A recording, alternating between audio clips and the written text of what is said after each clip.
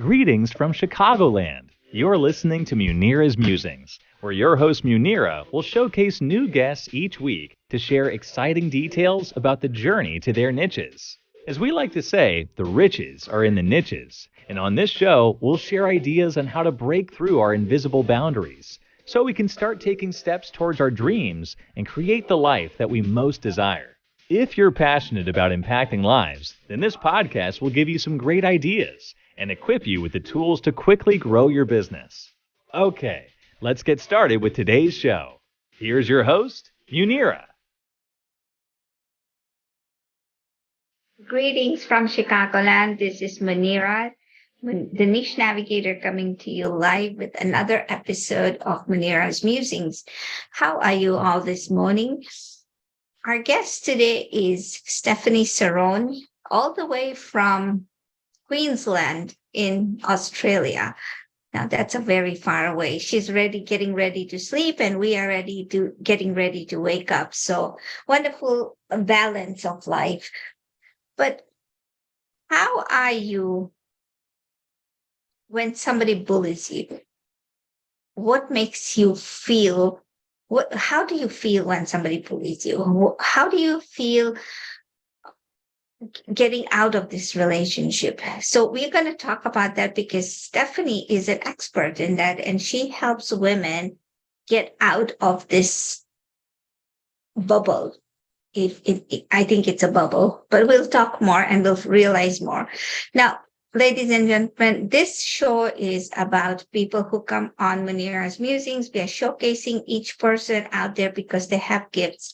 And we also want to talk to them about how they came to this gift and what they are going to do with this gift with the people that they are helping. Every one of you has a gift, and every one of you is striving to be a better person. And how do you do that? By helping others. So let's take this into perspective. And if you would like to be a guest on our show, please go ahead and message me, contact me. I am on all social media. Just let me know that you want to be a guest, and let's talk to you, because you don't know who out there needs you. So without further ado, Stephanie, welcome to Munira's Musings. Thank you so much for having me. I'm so excited to be here with you today. You're welcome. You're welcome. So tell us a little bit about yourself, Stephanie. I live in Australia, and the majority of my life, there's been so many different aspects and stages and chapters of my life that I have been bullied in one aspect or another, from childhood bullying to relationship bullying, being in a relationship with a narcissist, moving to workplace bullying. So there's so many different styles of that, but all in the same space. So I experienced a lot of that same feeling and that same sort of experience in my life.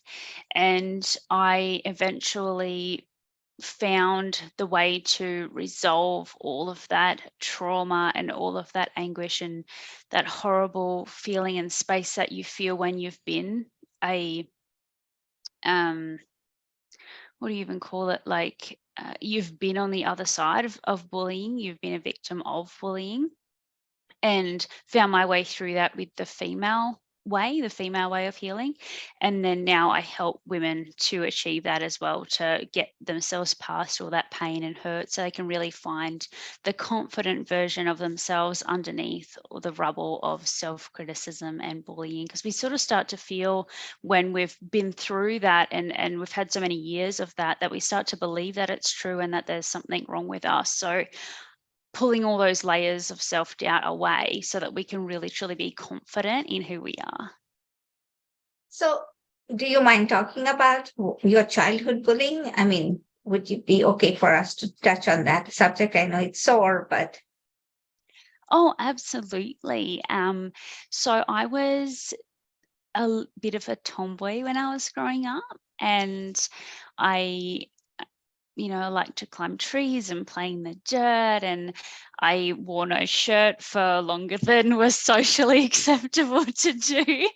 And I really felt the eyes of society sort of judging. I felt judgment a lot of, this is how you should be at this point in your life. This is what girls should do. And I cut my hair short in year 5. And I remember boys saying to me, this isn't what girls should do. You look better with long hair and things like that. And I was in a running race because I was quite a fast runner.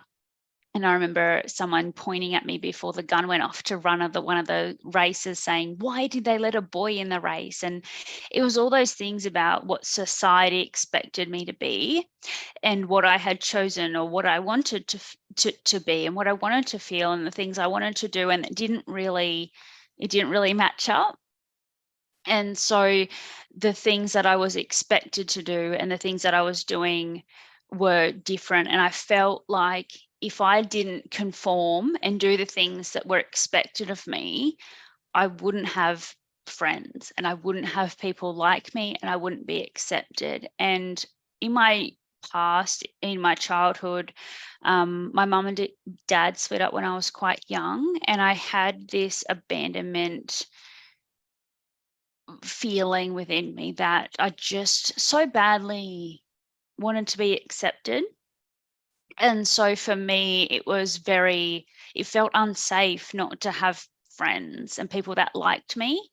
So I started to become a bit of a people pleaser and tried so hard to have acceptance of others and really became this chameleon and tried to do what I thought other people wanted me to do to have people like me. And I sort of self-sacrificed and conformed into what I thought they wanted and really forgot who I was for a very, very long time. So that trend continued into your teenage years, and that continued into your, adolescent and growing up, and when you became a young lady into college or something. So let me ask you this: when did you realize that this is not normal? I mean, you cut your hair at the age of 5. When did you start growing your hair out? You're beautiful. So I went through all of my school years, and then even in school, later in high school, I got into a very unhealthy relationship with a narcissistic, manipulative, abusive person. And I was in that relationship for quite a few years, and that really chipped away at my self-worth, even a little bit of self-worth and self-confidence that I actually had, which wasn't actually that much at that point. And then a few years after that, I actually met my now husband, who I've been with for maybe 14 years now, and he is just such a beautiful soul. And I think that when I actually met him was the point I realized how actually broken and hurt I really was from all the years prior. I didn't realize how I was almost in survival, and I felt like I was just trying to cope and really deal with the way that I felt from everything that I'd been through in my past, until I felt in this place where I felt safe and loved and respected and secure, where I actually fell apart and was like, oh my gosh, I'm not okay. Like, I am not happy. I just don't feel confident. And that was the point I think I realized, where I was in the safest place in my life to really actually acknowledge that I wasn't okay. And that was a point where I was like, I need to fix this, because I could zoom into the future, 50 years or so, and I just felt like my whole life would be wasted. I was be this little old lady, miserable, sucking the joy out of everyone's life, if I remained feeling the way I was at that time. That was really the time where it really hit me the most. so this was after you met the right person. Yes. Okay, so my question then to you is, what of those women who are in a similar situation and have not found the right person? Are they supposed to go looking for a right person, or should the healing begin after or before that? I'm kind of Oh, I'm curious. absolutely. like the right person isn't vital. It just, for me, felt like the right space to actually feel like I was in a safe, secure, respected environment that I felt like I'd never felt before, to actually acknowledge where I was at. But if you feel like you know where you're at now and you don't feel happy, you don't feel like you are at that place where you are super confident, you are happy, you have that spark, you are enjoying your life, you are going out, you're feeling capable, you're getting everything out of life that you really want to and enjoying living. If that's not where you're at, start. If you notice that, start immediately, because I think I didn't notice that actually until that point, which is, I think, everyone's got to get to that point at their own stage, but when you notice that is the right time, no matter if you're in a relationship or you're not. If you notice that in yourself, whenever that is the right time, for sure. So you said something about people who are narcissists, and they are just, they suck the energy out of you. And there are women out there who choose to be in this relationship and they don't know how to get out of it. So the first thing I think in everything is the fact that we have to be aware of, okay, this person is sucking up my energy, sucking me up. How do you take that perspective and convince this woman who is in this relationship? Because I've been there, right? Who is in this relationship, and to realize that this is not normal. What you are living is not normal.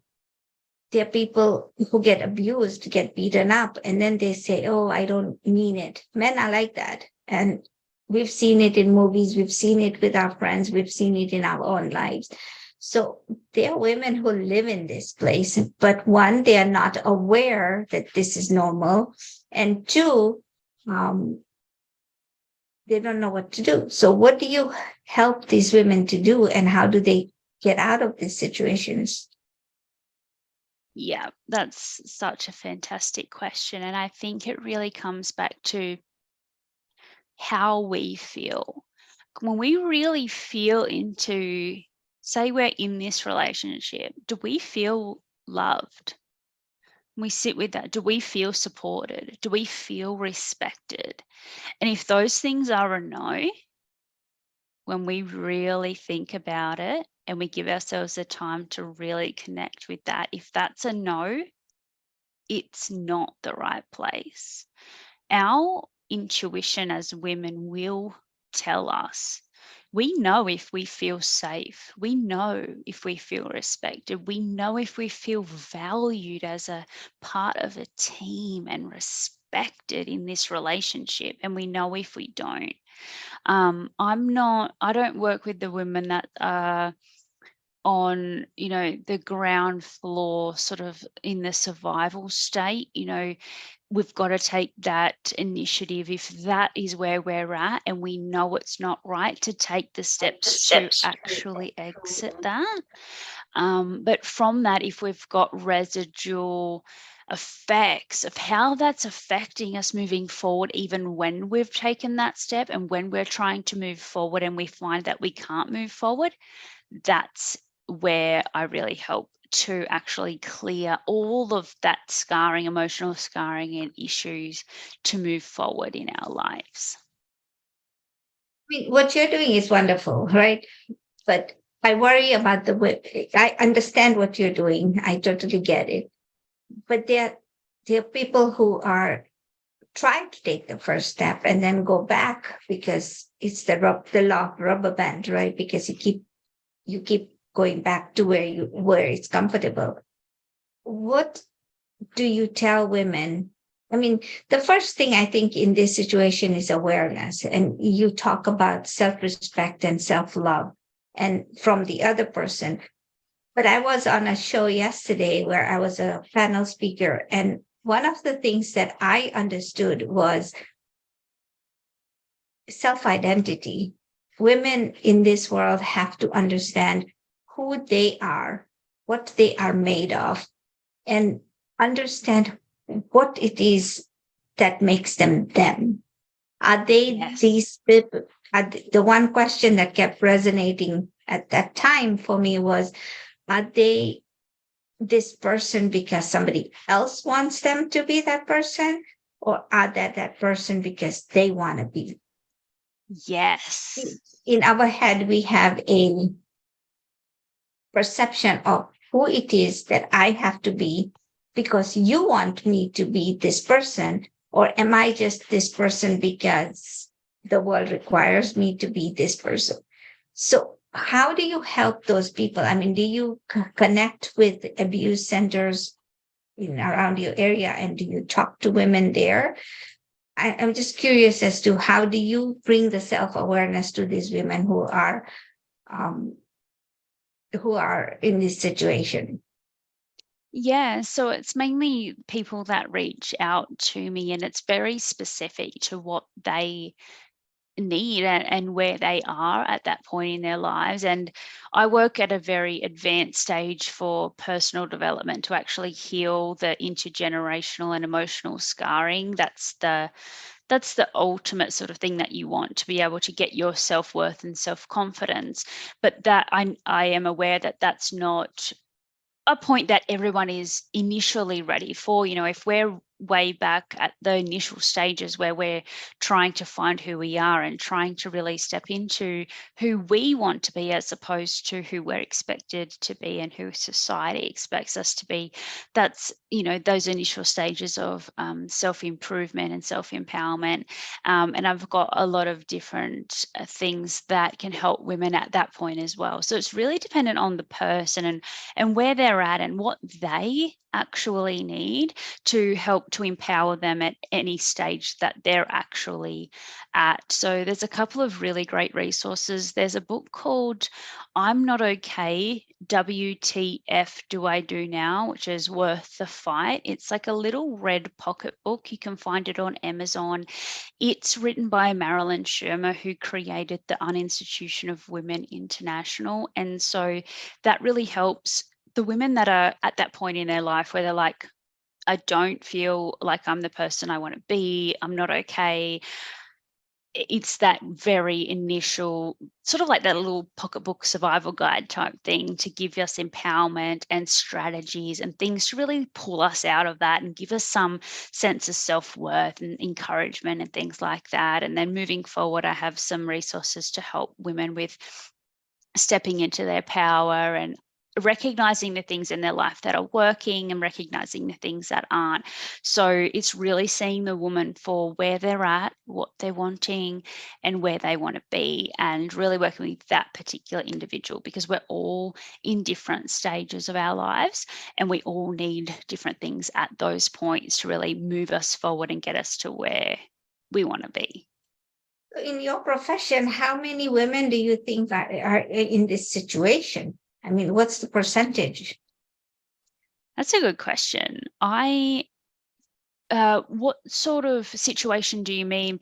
Women that are in narcissistic relationships, or women that Yes. are not confident?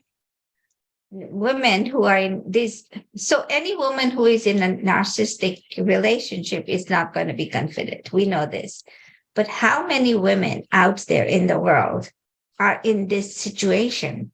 And why is it that they continue to live there? So, do you have any statistics on that? I don't. I don't specifically know the statistics of how many women out there are actually in that scenario. But the women that I find that come to me and seek my help, even if they're not in a narcissistic relationship, most women are not confident if they're in a narcissistic relationship or not. Um, Even if they're in a very healthy relationship, a lot of the time they've been through something that when they've got to that healthy relationship, they're bringing the emotional scarring and the baggage and everything that they've been through into that healthy relationship and acting to almost, they're not willingly, but they're actually sabotaging that relationship. So there's a lady that I worked with who is in a beautiful relationship. Her partner is incredibly supportive and loving. However, she had been through she was in a marriage, and for 13 years had been dealing with infidelity, and this partner was cheating on her and treating her horribly. And so this new relationship, although this person was incredibly kind, incredibly respectful and loving towards her, she was bringing jealousy and heartbreak from the past relationship into this one. So it can be from many different reasons that we are feeling the same ways. It might not be narcissism, but it might be where we are not being respected or whatever, to actually make us feel in the same space as we were in a narcissistic relationship, if that makes sense, even if we weren't specifically in that situation. Okay, so all right, so I get it. So there are women out there watching. What do you tell? What are the three things that you're going to tell them to one, recognize and then take the steps forward? So really, like, when you feel into who you are and who you want to be, do those things match? So who am I? Am I a positive, happy person that loves others, wants the best for others? I'm kind, respectful. And who do I want to be? I want to be someone that supports others and is there for other people and loves myself and gives myself what I need. If those things don't match who you are and who you want to be, then there's something missing. There's something that needs to be looked at. Because if we are not who we want to be, then we're at a point where it's not going to be easy for us to move forward. And just knowing that you are absolutely worthy. You're worthy of what you want. You're worthy of the life you want to live. You're worthy of people appreciating and loving you. You are deserving of a great life where people respect and love you and appreciate you. And you're really worthy of a life that you enjoy living. And I think a lot of the time, especially with women that have been through narcissistic abuse and things like that, our self-worth really gets diminished and we start to feel like we aren't worthy of things. And so just reminding ourselves that we really are worthy of all that we want, and other people are too. So not just us being worthy of that, but being able to help others feel worthy and to encourage others to go out and achieve their dreams is super important as well. Okay, and then how do people find you? The best way to probably find me is on Instagram. It's _the_true_you_. So I basically help women to uncover the true version of themselves under the self-doubt and self-criticism, to uncover that confident version of themselves. I've got a link there to a lot of other information, a free masterclass, and before and after videos of the clients that I've worked with, to really uncover who they are, so you can see before and after of where they were at and then where they are now. Oh, that's wonderful. So one of the things is that breakthrough, right? We think of breakthroughs in our lives, and sometimes it's us women who hold ourselves back. Why is that? Why is it that we just don't find ourselves early enough and we hold ourselves back?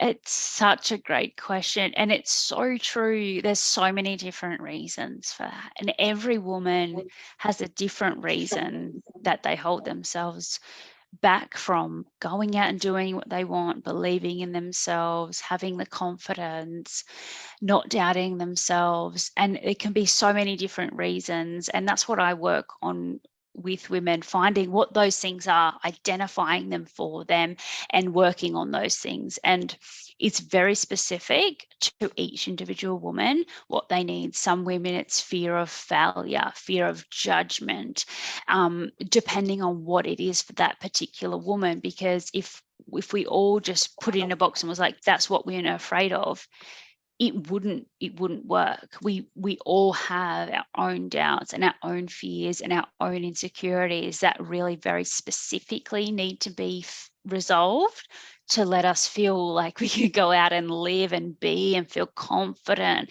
and not hold ourselves back and not feel like we've got those limits and those things that are sort of stopping us from feeling like we can go out and live the way that we want to live. One question that that I'm thinking of is like, what's a better way to live? Like we all have, I want to be better. I want to be a better version of myself. I want to be. So why do you have these thoughts? Why do you want to be a better version of yourself? Why do I want to be a better version of myself? Anybody out there? Well, you just mentioned that everybody who feels that they need to be a better person, they need to figure out, and then they need to take the steps. Why is it that people are never happy at where they are at? I think women have a very strong intuition. So if a woman is truly confident, feels truly worthy, they are happy within themselves. But if their intuition is telling them that they don't feel that, and there's something that is in the way of them feeling confident, happy, respected, loved, valued, appreciated, able to go for things they want in their life, that's where the problem lies. Every woman absolutely 100% deserves to feel that within themselves. And if we don't feel that, and especially as women, we know when we don't feel that. If we're in a room and we don't feel confident, we know. If we're in a room and we're judging ourselves against other people or comparing ourselves against other people or feeling jealous or envious, we know we want to get to the point where we don't do that, where we are really truly feeling worthy and confident in ourselves, that no matter what's going on around us, we feel happy, content, and worthy and valuable in that space. And I think that's the point that every woman deserves to get to. So if we're not there, then it's going, okay, what do I need to do? And how do I get there? But, sometimes people are happy where they are, but if it's a problem for you, if you're in that space and it's uncomfortable, if it's a problem for you and it's affecting your life, that's when you want to do something about it, for sure. So then, okay, got it. So this has been a very wonderful conversation. Thank you, Stephanie, for coming on and bringing so much perspective. And you said people can find you under underscore true you underscore, right? Underscore the true you underscore. That's on Instagram. Yeah. The true you. And the thing is, we as women have to figure out, why is it that we don't feel confident right from the bat? We all have to work on ourselves. We all have to do that. And there's help out there, ladies and gentlemen. I'm not saying everybody's broken. I'm not saying everybody needs the help, but it's easier when you ask for help so you can move forward and slide forward. So thank you so much, Stephanie. I appreciate it. I'm so sorry that we had to, take away from your sleep time, but it's been a very wonderful conversation. And ladies and gentlemen, share, like, and subscribe to our channel, because we will bring you another entrepreneur, another perspective, and showcase another person out there who is going to help us figure out what they do and how they can help us. Thank you and have a good week. See you next week. Thanks for listening to another episode of Munira's Musings. We hope that you found today's conversation inspiring and useful, so that you can continue making progress towards mastering your own niche. Please tune in next week for another episode, and in the meantime, you can follow us on social media at Munira's Musings on Facebook, and leave us a review wherever you're listening to podcasts. Thanks again, and we'll see you next time.